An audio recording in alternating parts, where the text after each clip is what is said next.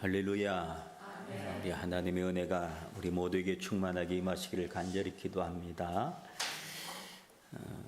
사람이 아이가 태어나서 제대로 이렇게 말을 하기까지 한 2살, 3살 되면 아이들이 막 말을 참 잘해요. 그래서 그때만 되면 말을 제대로 할 수 있는 이런 능력이 사람들은 갖춰지게 되는데, 그런데 말을 듣는 것은 여든이 될 때까지도 사람들은 참 말을 듣는 걸 잘 못한다고 그래요. 왜냐하면 나이가 아무리 들어도 남의 말을 금방 수용하고 받아들이는 게 잘 안 된다 그래요. 그래서 이건 훈련이 필요하다 그래요. 세월이 많이 지나고 많은 일들을 겪으면서, 이러한 일들을 겪으면서 내가 이래서는 안 되는구나. 그리고 자신의 모든 것들을 내려놓고 상대방의 말을 온전히 들을 수 있는 그런 나이가 되려면 한 80 정도는 돼야지 된다 하는 그런 이야기가 있습니다. 한문에 들을 청자가 있어요. 근데 일본에서는 약자를 쓰기 때문에 그렇게 잘 모르는데, 중국에서 쓰는 들을 청자, 한국에서도 이 정자를 쓰잖아요. 약자를 안 쓰고. 그 정자로 보면 이런 의미가 있다고 그래요. 듣는 것이 왕처럼 중요하고 10개의 눈으로 보듯 상대방에게 집중해서 상대와 마음이 하나가 되는 것, 이걸 들을 청자라고 하는 그 한문 안에 그런 의미가 안에 들어있다고 합니다.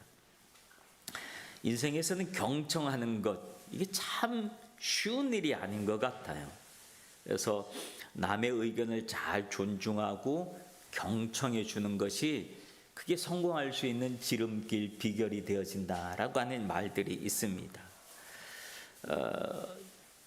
여든이 돼야지 제대로 들을 수 있다 그러니까 저도 아직 제대로 들으려면 시간이 더 많이 필요한 것 같습니다.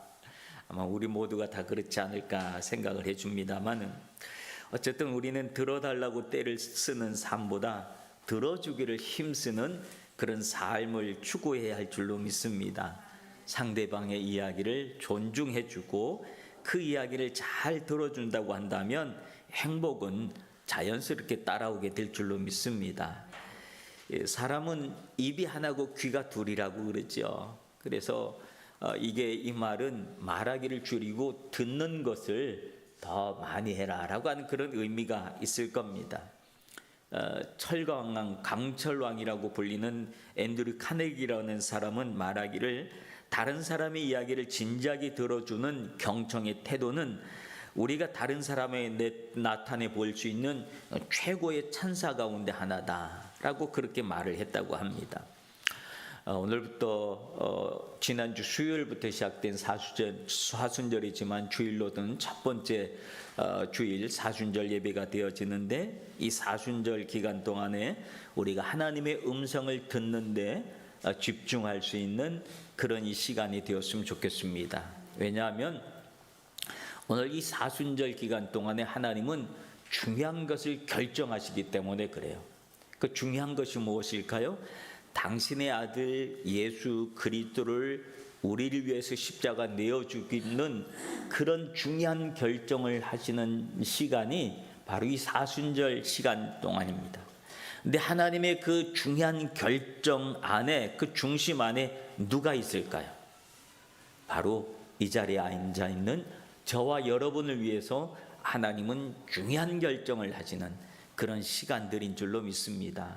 그러므로 중요한 결정을 하시는 그 주님의 음성에 귀를 기울일 수 있는 우리 모두가 되었으면 참 좋겠습니다.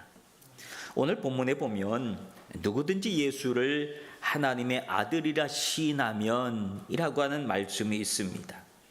예수를 시인한다는 말이 무슨 의미일까요? 예수님을 인정한다라고 하는 그런 의미입니다. 예수님이 하나님의 아들이다라고 하는 사실을 인정하고 고백하는 것을 시인이라고 얘기합니다. 마태복음 16장에 보면 예수님께서 사람들이 자기 자신을 누구라고 하는지 궁금하셨습니다. 그래서 제자들을 모아놓고 이렇게 물어보지요. 사람들이 인자를 누구라고 하느냐 물어봤더니 그들이 제자들이 대답하기를 더러는 세례 요한, 더러는 엘리야, 어떤 이는 예레미야나 선지자 중에 한 사람이라고 그렇게 생각하고 말들을 합디다 라고 대답을 해줍니다. 예수님 그 이야기를 듣고 잠시 생각하시고 제자들에게 다시 물어보십니다.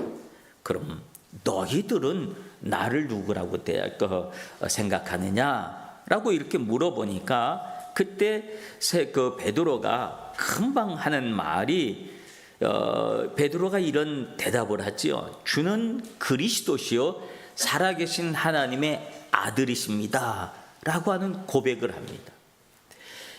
베드로의 고백 속에 주는 그리스도시요 그 다음에 한 말이 뭐예요? 살아계신 하나님의 아들이십니다 라고 하는 고백. 예수님은 이 고백을 들으시고 그리고 난 다음에 하신 말씀이 무슨 말씀을 하시냐면 바요나 시모나 내가 복이 있도다. 이를 알게 한 이는 혈육이 아니요 하늘에 계신 아버지, 내 아버지가 알게 하셨다라고 하는 이야기를 합니다. 여러분, 주는 그리스도시요 살아계신 하나님의 아들이십니다 라고 하는 고백, 이 사실을 알게 하신 것은 사람의 지식으로 안 것이 아니라는 거예요. 사람의 경험으로 안 것이 아니라고 하는 거예요. 이 사실을 알게 하신 이는 하나님께서 알게 하셨다라고 하는 그런 말씀을 해주십니다.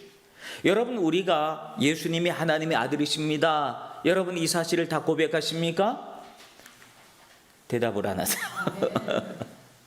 고백하시면 그 고백은 사람의 고백이 아니라 하나님께서 알려줬기 때문에 이 고백이 나오는 것이지 내가 오랫동안 교회 다녔기 때문에 나오는 고백이 아니다라고 합니다. 그리고 난 다음에 예수님께서 그 고백을 한 주는 그리스도시요 살아계신 하나님의 아들입니다라고 하는 고백을 한 그 고백 위에 예수님은 뭐라고 말씀을 더 하시는가 하면 내가 너의 이 고백 위에 하나님의 교회를 세우겠다고 말씀하십니다. 그리고 난 다음에 그 교회가 음부의 권세, 즉 사탄이 이기지 못하는 권세를 주겠다. 그리고는 예수님이 그 다음에 하신 말씀은 천국 열쇠를 내가 너한테 줄 것이다. 근데 이 천국 열쇠는 어떤 열쇠냐면 땅에서 풀면 하늘에서도 풀리고 땅에서 잠그면 하늘에서 잠그는 그런 열쇠다라고 하는 거예요. 세상에 이런 열쇠가 어디에 있습니까? 내가 땅에서 뭘 잠갔는데 하늘에서 잠기는 거예요. 땅에서 풀었는데 하늘에서 풀리는 거예요. 이게 천국 열쇠라고 하는 거예요. 근데 이 천국 열쇠를 예수님이 주겠다고 말씀하셨는데 이 말씀은 어떤 사람에게 주겠다고 하는 거예요? 주는 그리스도시요 살아계신 하나님의 아들입니다라고 하는 고백을 한 그 고백을 한 그에게, 즉 베드로에게 주겠다고 말씀하여 주신 내용입니다. 그러니까 하나님의 아들이라고 하는 고백이 얼마나 대단한 고백인지를 우리는 알아야 한다라고 하는 거예요. 세상에 어떤 열쇠가 내가 여기서 잠궜는데 하늘에서 잠기는 이런 열쇠가 세상에 어디 있겠습니까? 근데 이 천국 열쇠를 고백 위에 주시겠다는 거예요. 예수가 하나님의 아들이라고 하는 고백하는 그 고백하는 자에게 하나님은 주시겠다고 약속하여 주신 줄로 믿습니다. 여러분 삶 속에 힘든 일이 있으십니까? 풀리지 않는 문제가 있습니까? 여러분을 위협하는 어떤 강한 세력이 있습니까? 여러분, 예수 그리스도께서 하나님의 아들이시라고 하는 고백을 하시길 바랍니다. 이 사실을 시인하시길 바랍니다. 그러면 주님이 열쇠 주시겠다는 거예요. 풀고 닫는 열쇠를 주시겠다는 거예요. 이게 놀라운 축복입니다. 놀라운 권세입니다. 그래서 오늘 성경에서는 누구든지 예수를 하나님의 아들이라 시인하면 이라고 말씀하십니다. 이 시인하는 것, 예수가 하나님의 아들이라고 하는 이 사실을 시인하는 그 행위 자체가 우리가 보기에는 아무것도 아닌 행위같이 보여주지만 이 행위 자체가 어마어마한 행위라고 하는 거예요. 그렇기 때문에 그 많은 가치를 거기다 부여해 주는 거잖아요. 천국 열쇠를 주어주는 그런 가치를 부여해 주시는 거예요. 그 고백 위에 교회를 세우겠다고 하는 음부의 권세가 틈타지 못하는, 해하지 못하는 권세를 주시겠다고 하는 놀라운 이 권세를 하나님이 주시겠다는 거예요. 그러므로 예수 그리스도가 하나님의 아들이라는 사실을 여러분 날마다 고백하는 믿음의 삶을 사시길 바랍니다. 이런 고백이 있는 사람에게는 하나님이 어떤 문제든지 해결하여 주시는 줄로 믿습니다. 그 고백 안에 그 다음에 어떤 말씀이 있습니까? 오늘 본문 다시 돌아오면 누구든지 예수를 하나님의 아들이라 시인하면 하나님이 그 안에 거하시고 그도 하나님 안에 거하느니라 라고 말씀하십니다. 이 고백을 통해서 하나님이 우리 안에 들어오신다. 하나님을 내 안에 모신다 라고 하는 사실이 어떤 의미일까요? 하나님이 내 안에 계신다 라고 하는 것이 나에게 어떤 일들이 벌어질까요? 하나님이 내 안에 계신다라고 하는 사실은 나의 삶 전체를 바꿔놓는 엄청난 사건이 되어진 줄로 믿습니다. 하나님이 내 안에 계신대요. 그러면 하나님이 내 안에 계신다면 내가 세상을 향하여 염려하며 걱정하고 근심하고 두려워하고 겁내면서 살아갈 필요가 있을까요? 그렇게 사라질 수 있을까요? 아닐 거예요. 하나님이 내 안에 계시면 우리 안에 어떤 일들이 벌어질까요? 어떤 일이든지 자신이 있고 당당하고 또 용감하고 하나님이 내 안에 계시는데 내가 겁낼 게 뭐가 있냐? 그런 마음을 가지고 막 우리가 세상을 향해서 살아가고 하나님이 내 안에 계시다고 한다면 나의 삶의 태도도 달라지고 생각도 달라지고 모든 것이 다 달라질 거예요. 하나님이 내 안에 계시는데 내가 세상을 함부로 막 살아갈 수 있겠어요? 그렇죠. 하나님이 내 안에 계시면 우리가 세상을 함부로 사는 이유는 하나님이 내 안에 계시지 않다라고 생각하기 때문에 세상을 함부로 살아가는 거예요. 그렇잖아요, 그렇죠?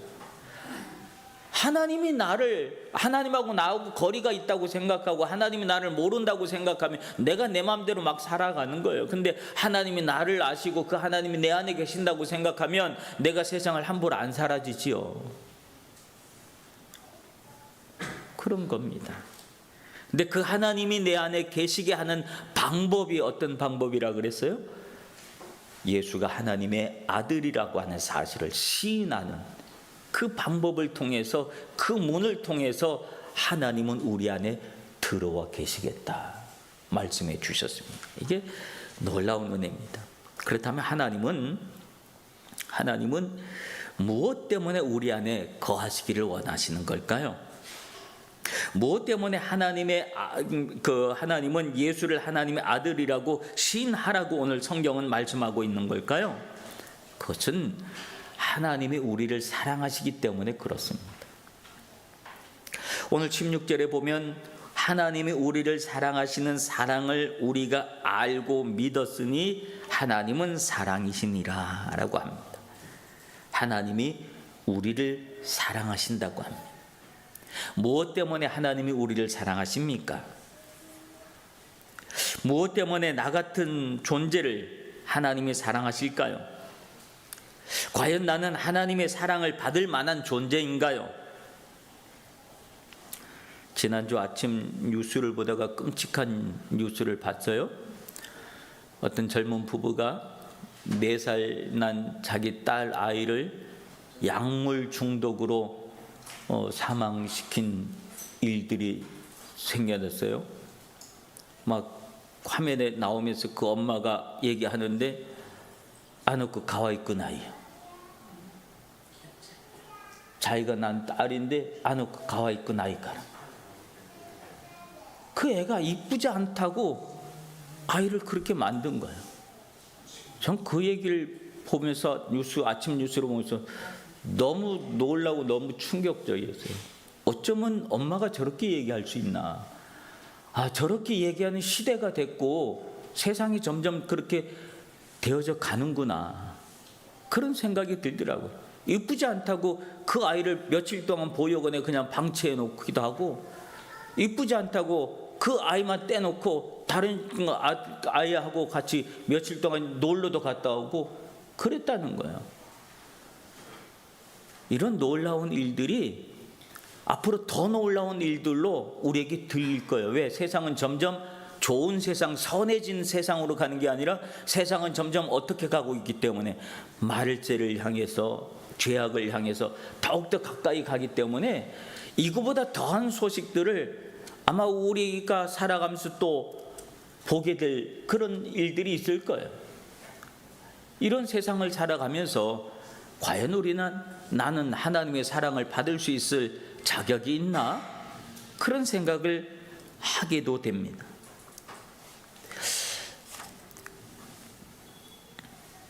나 같은 죄인이 어떻게 하나님 앞에 나아갈 수 있고, 나 같은 죄인을 위해서 하나님이 당신의 아들을 세상에 보내시고 더군다나 내 죄를 용서하시기 위해서 십자가에 못 박혀 죽었다고 하는데, 그 이야기가 정말로 실감 있게 내게 들려지겠습니까? 아니면 남의 이야기처럼 들려지겠습니까?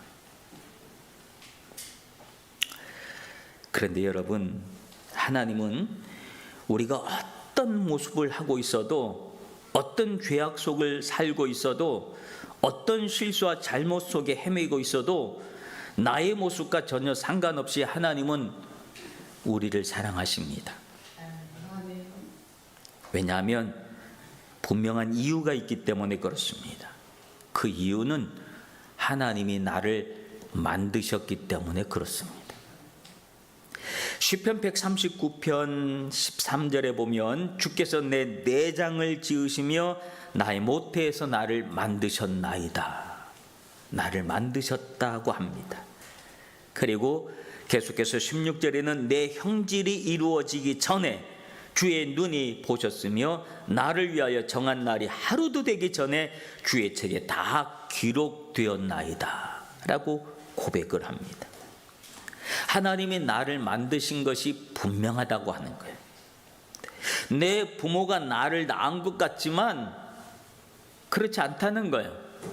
하나님이 나를 만드셨기 때문에 내가 지금 이 자리에, 이 세상에 살아갈 수 있는 줄로 믿습니다. 하나님이 나를 만드셨습니다. 하나님이 허락하시고 나를 만드시고, 그리고 내가 행하는 모든 일들을 주님의 책에 다 기록했다라고 말씀하십니다. 하나님은 나를 만드시고 사람을 만드시고 너무너무 좋으셨습니다. 그래서 창세기 1장 31절에 보면 하나님이 지으신 그 모든 것을 보시니 보시기에 쉼이 좋았더라. 사람을 만드시고 하나님이 그냥 좋았더라가 아니라 쉼이 좋았더라. 너무너무 좋으셨다라고. 하나님은 여러분을 만드시고 저와 여러분을 만드시고 이 땅의 모든 인류를 만드시고 모든 사람들을 만드시고 하나님은 쉼이 좋았다. 그렇게 말씀하신 거예요. 그래서 하나님은 우리를 사랑하시는 거예요. 나이가 만들었으니까 사랑하는 거예요. 그러므로 여러분 걱정하시지 마시길 바랍니다. 하나님은 사랑이십니다. 그 사랑으로 하나님은 못할 것이 없습니다. 하나님이 우리를 사랑하시기 때문에 당신의 외아들 독생자를 예수 그리스도를 십자가에 내어주기까지 하셨다는 사실이에요. 예수님도 그 마음을 가지고 이 땅에 오셨기 때문에 요한복음 13장 1절에 보면 유월절 전에 예수께서 자기가 세상을 떠나 아버지께로 돌아갈 때가 이른 줄을 아시고 세상에 있는 자기 사람들을 사랑하시되 끝까지 사랑하셨다라고 얘기해요. 예수님이 누구를 사랑하셨다 그래요? 자기 사람들을 사랑하셨다 그래요. 예수님께 자기 사람은 어떤 사람이 자기 사람일까요? 예수가 하나님의 아들이라고 고백하는 사람, 시인하는 사람을 예수님은 자기 사람이라고 말씀하신 거예요. 여러분, 예수님이 하나님의 아들이신 것을 믿습니까? 그러면 여러분들은 하나님 예수 그리스도의 자기 사람들입니다. 우리는 예수님의 사람들입니다.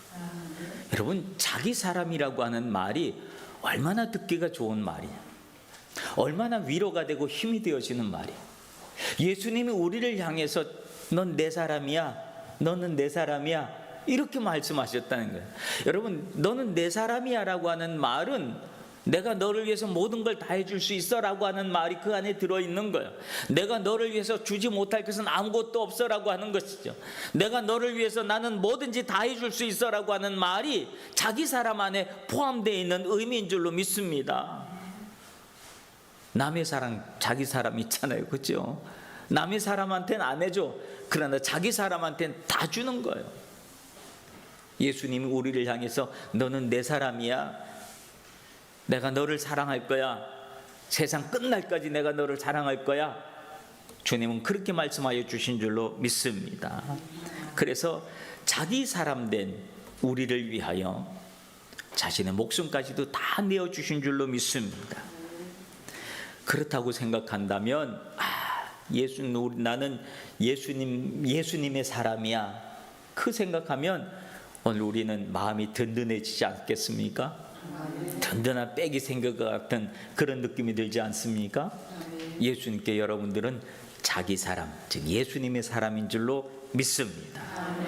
사랑의 힘이요. 예수님은 하나님의 그 사랑을 어떻게 우리에게 나타내셨을까요? 그것은 구원으로 나타내셨습니다. 요한복음 3장 16절에 보면 하나님이 세상을 이처럼 사랑하사 독생자를 주셨으니 이는 그를 믿는 자마다 멸망치 않고 영생을 얻게 하려 하심이니라. 하나님이 그 아들을 세상에 보내신 것은 세상을 심판하기 위해서 보내신 것이 아니라 그로 말미암아 세상이 구원을 받게 하려 하심이니라 라고 말씀하고 있습니다. 즉 하나님의 사랑의 이유가 나를 구원하시고 나에게 영원한 생명을 주시기 위한 것이 하나님의 사랑의 이유다라고 하는 사실이에요. 어떤 이는 사랑이라는 이름으로 매를 들고, 사랑이라는 이름으로 아픔을 주고, 사랑이라는 이름으로 눈물을 흘리게 하는 잘못된 사랑의 모습을 우리는 세상에서 보기도 합니다. 그러나 하나님은 사랑이라는 이름으로 우리에게 고통을 주시는 분이 아니십니다.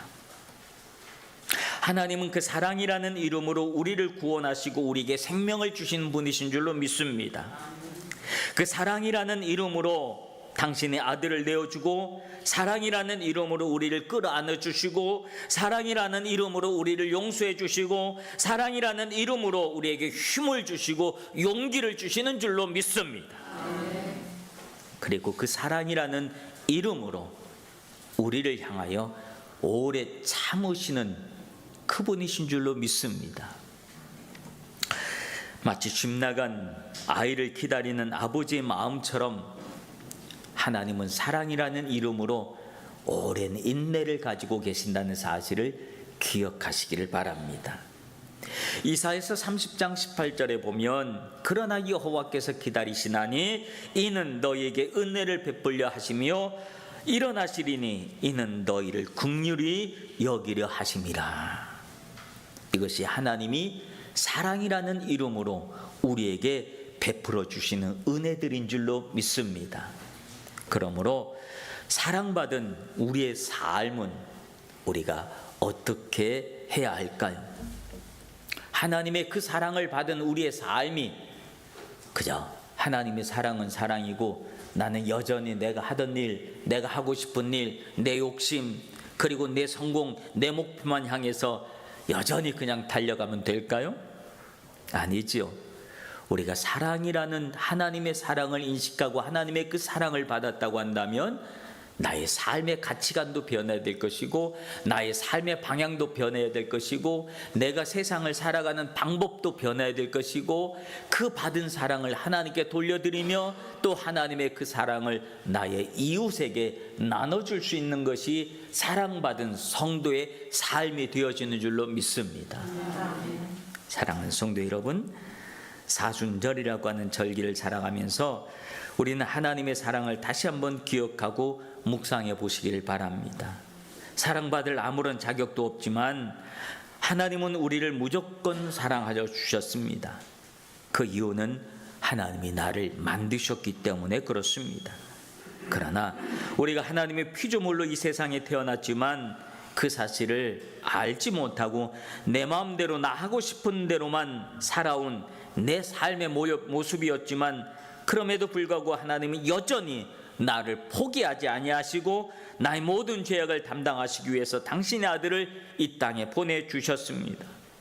그리고 우리에게 오늘 예수를 하나님의 아들이라 시인하라고 말씀하십니다. 그렇게 하셔서 하나님이 우리 안에 거하시고 우리도 하나님의 안에 거해서 우리가 하나님과 동행하는 믿음의 삶을 살아가시기를 주님이 원하시는 줄로 믿습니다. 이런 믿음의 삶을 이 사순절 이 시간에 이 한 주간 살아갈 수 있는 여러분들 되시길 주님의 이름으로 축원합니다. 기도합니다. 살아가면서 나는 과연 하나님의 사랑을 받을 만한 사람인가라고 하는 고민을 해보기도 하지만, 우리의 이런 고민과 상관없이 하나님은 여전히 우리를 사랑해 주셨습니다. 그 사랑을 받은 우리가 이제 예수님께 대한 나의 신앙 고백을 새롭게 함으로 하나님과 동행하는 믿음의 삶을 살게 하여 주시옵소서. 예수님 이름으로 기도합나이다. 아멘.